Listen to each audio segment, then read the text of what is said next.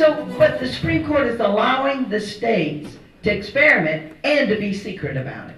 Missouri will not tell you. We're not telling you what drugs we're using. We're not telling you who's administering it. And we're not telling you where we got the drugs.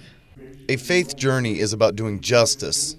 Those were a few of the first words Sister Helen Prejean said to me when I interviewed her this afternoon.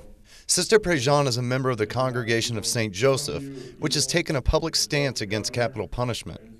She is also the author of two very acclaimed books on capital punishment, Dead Men Walking and Death of Innocence. Dead Men Walking was a New York Times bestseller as well as an international bestseller, nominated for a Pulitzer Prize and adapted into a film starring Sean Penn and Susan Sarandon, for which the latter won an Oscar for Best Actress. I'm very glad to be in Missouri. Missouri is one of the biggest killing states we have. We've been killing one a month here, and I'm very concerned about the execution of a man by the name of Cecil Clayton. Cecil Clayton is the oldest man on death row in Missouri and is scheduled to be executed on March 17th for killing a deputy sheriff in 1996. He had severe brain injury when he worked in a lumber yard, and he's also beginning to have dementia. And he has severe mental problems, and yet it looks like Missouri wants to execute him anyway.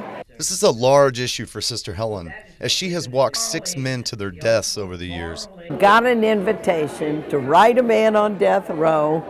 I thought I was only going to be writing letters, and 2 years later I was with him when he was executed in the electric chair. His name is Patrick Sonia. He's the first story in Dead Man Walking, and he looked at my face as they killed him, and it changed my life. Sister Helen tours all over to make her case known that the death penalty needs to be reevaluated in this country, and that we need to understand that honoring victims of crime should not result in another death. She says that this issue is similar to racism and calls both infectious. She closed her interview saying one last thing in regards to Cecil Clayton.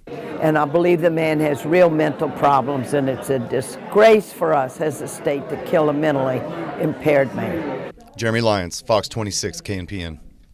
And in Latin America, in Guatemala, in El Salvador, Nicaragua, in those days, in the 60s and 70s, you could be arrested and disappear for having a Bible in your suitcase.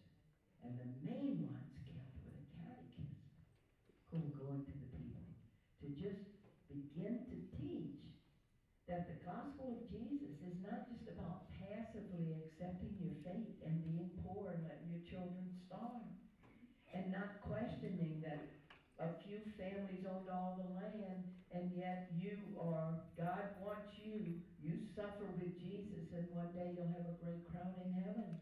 But to begin to struggle to achieve justice, that you have a right to a living wage, that you have a right to form cooperatives so that all the money, the few pittances you get in your wages, are just.